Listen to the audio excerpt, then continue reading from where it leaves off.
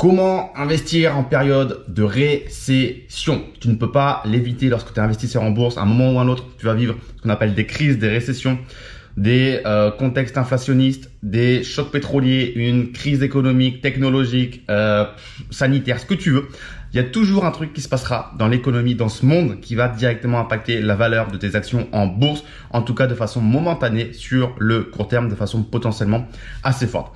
Je vais te partager dans cette vidéo 5 approches que j'ai justement pour me protéger au maximum, pour me hedger comme on dit, de ce risque, même si tu t'en doutes, tu peux pas le supprimer, l'éviter à 100%. Il faut simplement bien réagir face à celui-ci et avoir une approche globale de son portefeuille de façon à faire en sorte que ces crises soient le moins impactantes possible. Donc si tu me connais pas, je m'appelle Raphaël Carteni. Moi j'investis dans les actions à dividendes uniquement sur le marché américain depuis maintenant 7 à 8 ans. J'ai investi à peu près 550 000 euros dans donc des actions à dividendes US et ça me génère à peu près tous les mois 2000 euros de dividendes à 100% passif sans avoir à finalement faire quoi que ce soit au niveau de ce portefeuille, puisque comme son nom l'indique, ce sont des actions à dividendes. Donc ces entreprises me versent des dividendes tous les mois. Ok. Alors les 5 règles qu'on va voir ensemble sont globalement du bon sens paysan, comme on peut le dire. Et elles sont finalement à adapter, que l'économie soit bonne ou pas bonne. C'est-à-dire que là on parle de comment investir, comment se protéger quand c'est une période de récession, mais ces règles sont tout aussi valables lorsque l'économie est à son beau fixe, se porte bien et qu'il n'y a pas de grands soucis particuliers. La première approche que je vais avoir et que je partage vraiment à tous mes clients, c'est vraiment d'être diversifié. Il y a beaucoup trop de personnes qui sont souvent surinvesties sur une ou deux positions. La raison principalement, c'est soit un côté un petit peu un affect sentimental. Par exemple, la personne a bossé ou bosse encore dans cette entreprise, elle a récupéré une paire d'actions, elle est ultra positionnée sur cette valeur parce qu'en plus de ça, elle la comprend très bien. Donc il y a souvent un petit peu des biais personnels qui font que tu as beaucoup de gens qui sont surpositionnés sur une ou deux ou trois valeurs, mais sur un petit nombre de valeurs et ces valeurs représentent un trop gros pourcentage du portefeuille et ça c'est pas terrible. C'est comme un peu les investisseurs immobiliers, il y en a beaucoup qui font que l'immobilier, qui ne jurent que par l'immobilier et qui n'ont pas d'autres actifs tels que justement de la bourse, de la crypto ou d'autres choses et ça c'est pas bien parce que la diversification c'est justement le meilleur rempart pour traverser n'importe quelle crise. Si tu as un petit peu de tout finalement et que tu as un secteur de l'économie qui se porte pas bien, eh bien c'est pas grave parce que tu as un autre secteur qui se portera probablement beaucoup mieux. Par exemple, pour être très concret, si tu as un choc pétrolier et que les valeurs énergiques dans le secteur de l'énergie se cassent la gueule, c'est pas grave, tu as 10 autres secteurs qui potentiellement se portent bien puisque dans l'économie, il faut le savoir, il y a 11 secteurs en tout. L'énergie, les biens de consommation courante, les biens de consommation cyclique, le secteur industriel, le secteur technologique, le secteur des télécommunications. Je les connais tous par cœur. Je sais pas ce que je t'ai déjà dit, pas déjà dit, mais l'idée c'est qu'il y a 11 secteurs et que c'est important de diversifier dans ces 11 secteurs. Pareil, s'il y a, je sais pas, une crise technologique comme en 2000, que les valeurs technologiques se cassent la tête, si tu es positionné dans les 10 autres secteurs, il n'y a pas de souci. S'il y a une crise financière comme en 2008 et que les valeurs bancaires se cassent la gueule, c'est pas grave, tu as également des actions dans d'autres secteurs. Et tu as évidemment des secteurs qui sont plus défensifs, comme le secteur des biens de consommation courante, où là on vend en fait de la nourriture humaine, animale, des produits d'hygiène, gel douche ou pour laver sa maison. Donc là, crise ou pas crise, généralement ça continue de vendre. Ok. S'il y a une guerre ou que sais-je, souvent une guerre ça booste le secteur industriel parce qu'on produit notamment de l'armement ou des choses comme ça.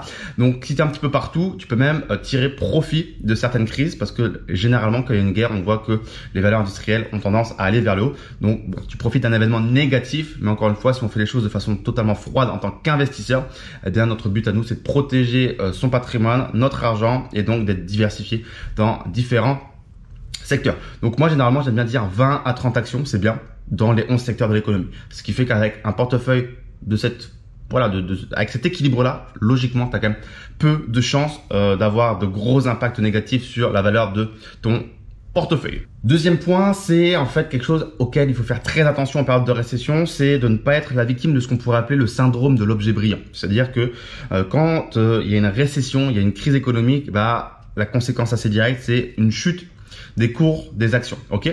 Et du coup, à ce moment-là, tu commences à voir apparaître sur le marché des entreprises qui t'offrent des très jolies rentabilités, 10%, 15%, 20%, voire plus de rentabilité. Et là, on se dit, waouh, j'ai entre guillemets jamais vu ça, on m'a jamais proposé une telle rentabilité.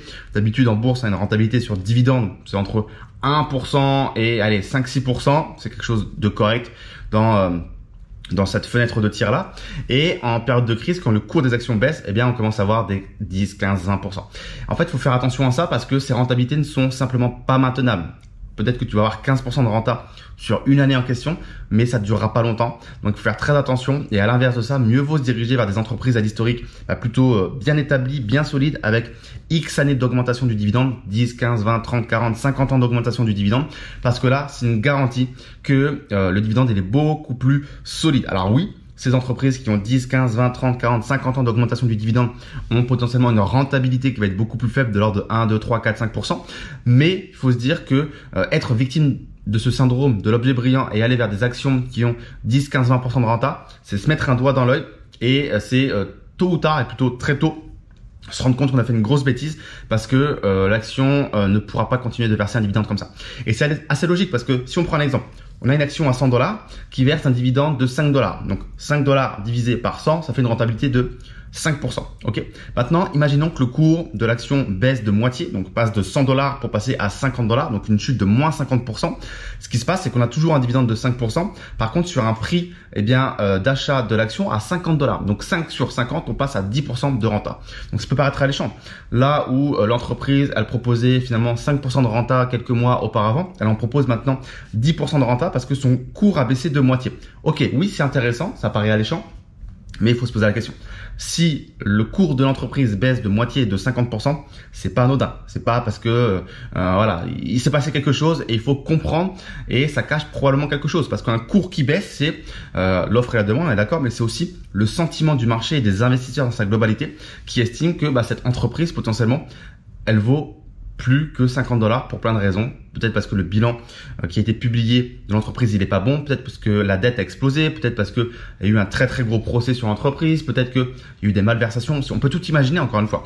Donc, il faut faire très attention et toujours se poser la question de pourquoi une entreprise m'offrirait un aussi gros rendement et pourquoi potentiellement le cours a baissé d'autant. Donc, ça peut être structurel, ça peut être économique. Tout le marché a été impacté. Ça peut être purement isolé sur une entreprise, et là c'est souvent beaucoup plus grave. Et il faut faire attention puisqu'en période de récession on trouve malheureusement beaucoup de pièges comme ça.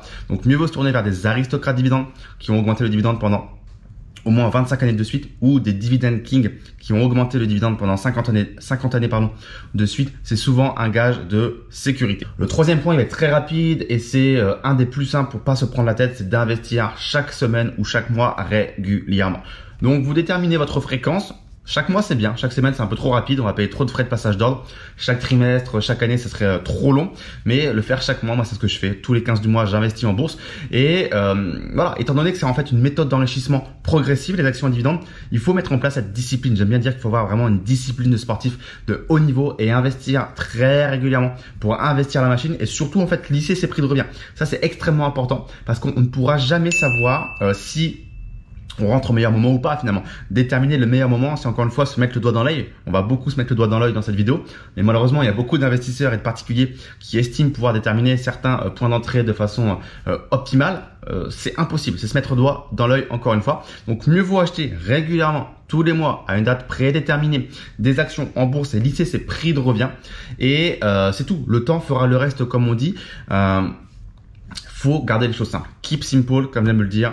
Et on applique ce à quoi on pense. Donc keep simple, tous les mois on achète des actions et basta. Quatrième point très important, c'est de toujours garder en tête le taux d'inflation, le taux moyen d'inflation de votre pays. Encore une fois, l'inflation, c'est ce qui peut détruire littéralement toute votre performance en bourse, et peu d'investisseurs vont aller regarder quelle est l'inflation du pays dans lequel ils sont en train d'investir.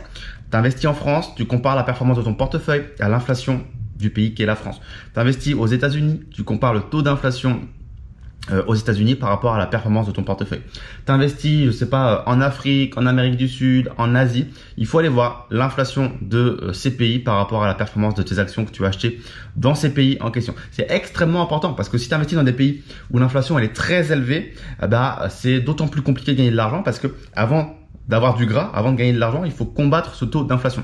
Si on prend un exemple, si l'inflation dans ton pays, elle est de 3%, on va dire, et que ton portefeuille génère 3% de rentabilité, alors je suis désolé de te l'annoncer, mais tu viens de générer 0% de performance. Donc, tu as maintenu le pouvoir d'achat de ton argent, mais tu ne t'es pas enrichi. Ok, donc tu as combattu l'inflation. C'est mieux que quelqu'un qui investit pas du tout, qui laisse son argent sur des comptes en banque et qui subit du coup un moins 3%, parce que son argent n'a pas travaillé, mais l'inflation a fait 3%, donc moins 3% in fine. Si tu as fait bosser à 3% ton argent et que l'inflation est de 3%, tu es à 0 tout rond de performance. Donc l'idée, c'est d'avoir un portefeuille qui te génère plus que 3% de performance, de façon à ce que cet écart entre les 3% d'inflation et la performance de ton portefeuille, par exemple, je sais pas, on va dire tu as un portefeuille qui fait 5%, tu as donc un delta de 2%, et donc le 2% c'est ton enrichissement réel par rapport à l'inflation de ton pays. Donc ça c'est extrêmement important, parce que sans considérer ça, c'est potentiellement croire qu'on gagne de l'argent, alors que finalement, quand tu vas aller dépenser tes dividendes dans la vie de tous les jours, acheter de la charcuterie, une bouteille de vin, du beurre et de la baguette pour faire le bon vieux français, finalement ça sera pas du tout la même chose. Ok, donc faut faire très très attention. Dans la continuité de ça, il faut regarder également quel est le taux de croissance de tes dividendes, parce qu'il faut que chaque année, ces dividendes, ils augmentent, encore une fois, pour combattre l'inflation. Je te mets à l'écran, par exemple, ici, le taux de croissance de mes dividendes à moi. On peut voir que sur les 12 derniers mois, la croissance de mon portefeuille, de mes dividendes, pardon, ça a été de 3,1%, et sur les 5 dernières années, ça a été 4,9%. Alors pourquoi ça a été un peu plus faible sur les 12 derniers mois? C'est assez logique, c'est tout simplement qu'on a été quand même dans un contexte post-pandémie, inflationniste, crainte de récession, on est toujours en plein dedans d'ailleurs. Donc les entreprises ont été évidemment un peu plus frileuses, un peu plus vigilantes, et ont décidé d'augmenter un peu moins rapidement les dividendes pour temporiser, garder la trésorerie et voir un petit peu comment les choses évoluent. Mais on peut voir que si on fait la moyenne sur les 5 dernières années, mon portefeuille, en tout cas mes dividendes, ont connu une croissance de 4,9% par an en moyenne, ce qui est donc très très bien, puisque là, à ce rythme-là, on s'enrichit, puisque l'inflation, elle est plus faible que ça aux États-Unis, en tout cas sur le long terme. Encore une fois, si on regarde uniquement sur l'année en cours dans un contexte inflationniste, en effet l'inflation est plus élevée, mais il faut garder en tête que c'est pas une inflation qui est normale, et qu'on va, en tout cas on l'espère, et il n'y a aucune raison qu'on n'y arrive pas, revenir sur des niveaux d'inflation beaucoup plus cohérents. Cinquième et dernier point, c'est d'être conservateur. Mieux vaut être, alors pas pessimiste, mais ne pas avoir trop d'optimisme. C'est-à-dire que être conservateur, tout simplement, être réaliste. Voilà, c'est un très bon terme, être réaliste. Parce que le but des actions à dividendes, c'est potentiellement à terme de vivre de ces actions, des revenus qui sont générés par nos actions, donc les fameux dividendes. Et ce qu'il faut quand même comprendre, et donc être réaliste, c'est qu'en cas de récession, votre portefeuille ne sera jamais invincible. Il y a personne qui peut dire aujourd'hui, moi mon portefeuille est invincible, il ne subira jamais de perte ou de baisse de sa valeur, peu importe ce qui se passe dans l'économie. Donc non, il faut toujours prévoir entre guillemets l'extra step, l'étape d'après, pour protéger son portefeuille d'une potentielle baisse de revenus, parce que c'est la réalité. Même si on investit dans des boîtes qui ont des dividendes croissants et réguliers année après année, comme je te l'ai dit, avec les aristocrates dividendes, les king dividends, il y a un moment ou un autre, ça arrive parfois que tu as des entreprises comme ça qui perdent leur titre et qui ne sont plus des aristocrates ou des king dividends parce qu'elles n'ont pas réussi à traverser un épisode économique.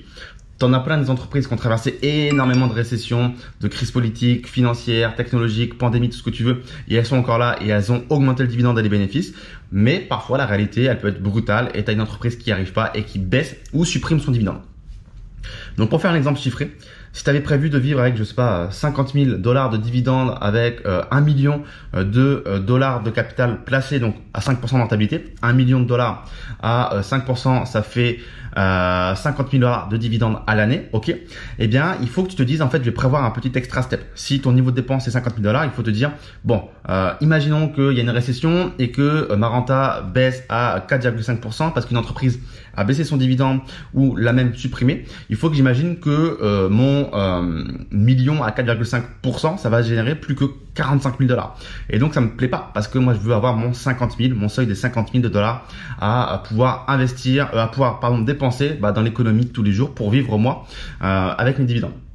Donc l'extra step, c'est de se dire, en fait, je vais me fixer un objectif non pas de 1 million à 5%, mais de 1,1 million, 1 million et 100 000 $, de façon à ce que si en effet la renta de mon portefeuille baisse pour atteindre 4,5% au lieu des 5% visés initialement, eh bien j'ai toujours mes 50 000 $ de prévus. Donc quand ça se passe bien c'est nickel. Par contre, s'il y a une petite récession ou un petit dérapage, une petite erreur de parcours, c'est pas réellement votre faute, hein, mais voilà, ça se passe pas forcément comme prévu et ça va forcément arriver à un moment ou à un autre dans votre carrière d'investisseur. Au moins, vous maintenez vos revenus parce que vous êtes allé un petit peu plus loin. Vous ne vous êtes pas arrêté à la barre des 1 million de dollars d'investis, vous êtes allé jusqu'à 1 100 000 dollars. Comme ça, vous préservez vos revenus. Pour conclure cette vidéo, qu'est-ce qui se passe en tant que récession? Eh bien, en tant que récession, la chose idéale à faire, c'est de temporiser. Encore une fois, c'est pas parce qu'il y a une crise et qu'on brade le prix des actions que vous êtes obligé de vendre vos parts d'entreprise juste parce que en fait quelqu'un vous offre un prix plus bas. Encore une fois, la bourse, c'est un acheteur, c'est un vendeur, c'est l'offre et la demande.